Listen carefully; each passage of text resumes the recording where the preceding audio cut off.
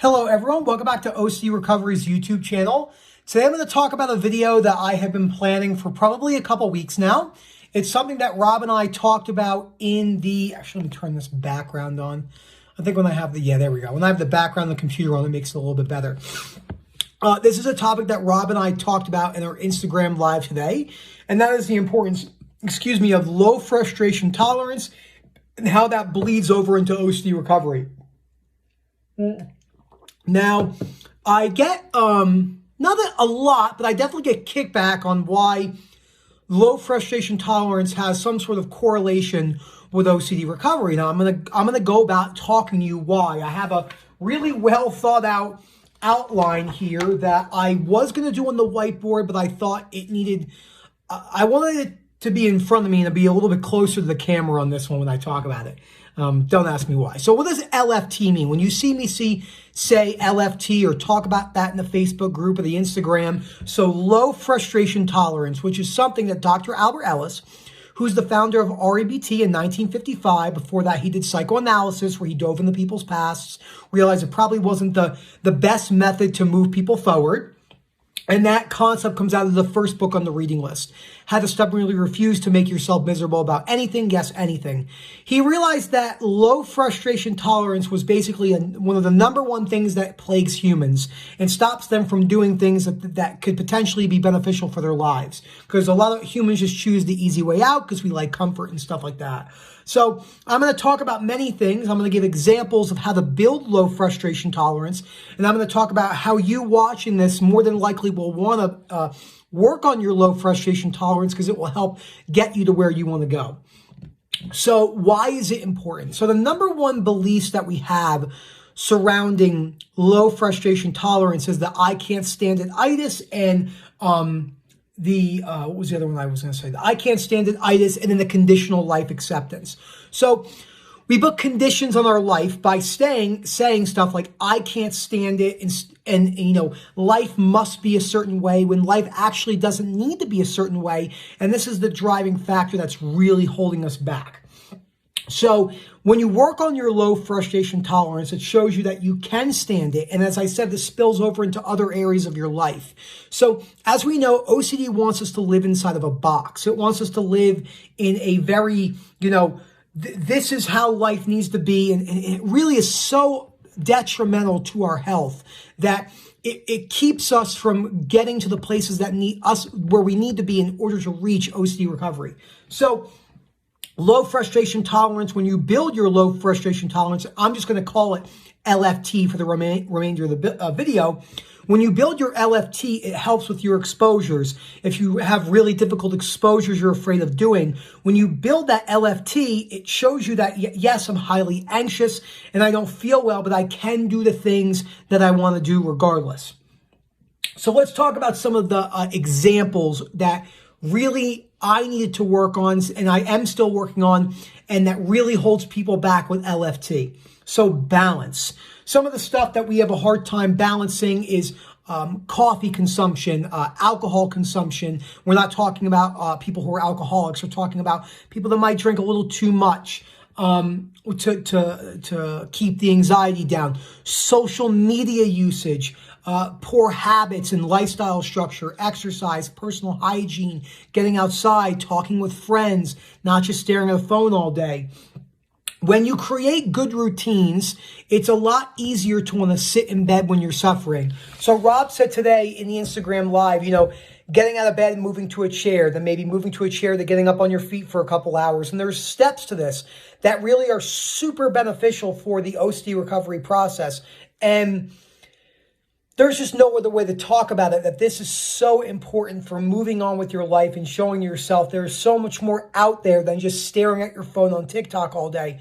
Now, there's nothing inherently wrong with using TikTok. The problem is when we use it so much, we become so hyper-focused on it that we really just don't live anymore. So coffee for myself needed a good balance because I'm a big coffee drinker. It's not like this for everyone. It was definitely like it for myself. And it needed to be balanced, and there was no other way around that. It doesn't need to be balanced with everyone, but for myself, yes. I'm not too much of a social drinker, so I had no issues there. I had to cut out video games completely because I could not balance them at the time. A lot of people don't want to give up computer games or any type of online games. You more than likely you're going to have to give them up for quite some time if you're chronically stuck, because it's too easy for them to become avoidance behaviors. They're made to be addictive. They are made to keep you locked in, play the game, spend more money in the game like Fortnite and stuff like that. So conversations with people you don't agree with. Oh, but before I go any further, I want to talk about, you don't need to always be forcing yourself to look for these situations. That is such a big misconception that keeps a lot of people stuck, because when you're forcibly trying to push yourself to go somewhere, you are looking for that certain feeling, and that certain feeling is really what's holding you back. And that's not the easiest thing for people to do. It's very, very difficult.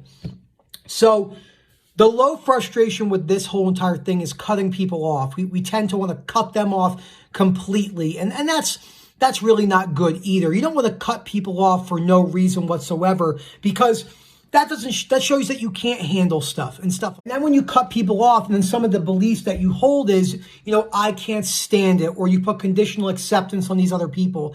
And that's really, really just not a good way to go about it, because when you put conditional acceptance on other people and you put conditional acceptance on yourself, what you're doing is you're not allowing yourself to have these other conversations. You don't have to agree with people, but it's so easy to want to delete someone or get them out of your life. And then that doesn't really do anything for you but hold you back. So you never need to write anyone off fully as a human. You could, even Albert Ellis talked about Hitler. He said with his philosophy, he didn't even dislike Hitler. He just disliked the acts that he did, but he didn't write him off as a human, since there were people who still thought he was a good person. So he obviously had likable qualities that people liked. He obviously had detrimental qualities to human beings, because he murdered lots of human beings. But this type of philosophy allows you to see people in a better aspect through why they act potentially the way they do. Work. So work is a very, very interesting topic, because people get very, very put off by this. And most work is going to primarily fill a large majority of your life, as Steve Jobs said in his commencement speech.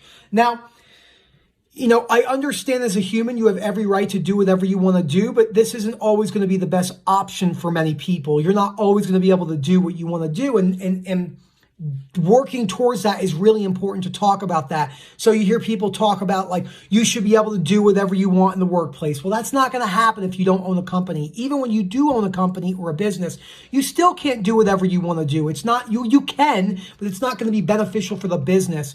We have a very low frustration tolerance in this society today based around beliefs. People have a belief that they think that they must be able to do whatever they want, and they want the outside world to cater towards them. And that's not the reality of life. You're never going to be able to do what you want to do 100% of the time. Even in the most optimal scenario, you're retired, you're worth $100 million, you're still going to have to go to the DMV, which you might not like doing. There's things you're going to want to do. When we breed a society with irrational beliefs based around that you must let me do whatever I want, you will never have high frustration tolerance. You will always have low frustration tolerance like that. It's not going to get you anywhere. So those are the main ones I wanted to talk about. This wasn't going to be too long of a video because the points are very, very short in what I wanted to talk about. But I do have some final points for you and how you can build a low frustration tolerance. Setting a good routine in the structure. I mean, getting up at a time that's healthy. I understand some people are night shift people. You know what I mean. Not laying in bed all day. The reading list. Not skim reading. Actually going over and reading the books on the reading list. That's absolutely super important. Not putting recovery off because you're really anxious. My new fears that I'm working on, I'm having basically severe relapses a couple times a week, really bad ones with my body image stuff. But that's just how it is. It was like this in the beginning of somatic OCD. So, but I still force myself to do things even when I don't want to do them. And that's okay, because that's what needs to be done.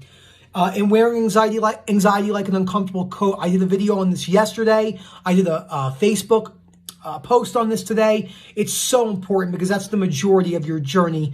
There's never going to be a time where OCD is going to let its guard down for you to completely just move in with recovery. You're going to have to go and work towards recovery. You're going to have to build your frustration tolerance. You're going to have to get very comfortable being uncomfortable. It's all part of the recovery journey. I'm telling you, you have the ability to do it with time and practice. So thank you so much for watching. If you have any questions on low frustration tolerance, please shoot them down below. And don't forget to subscribe and have a great day.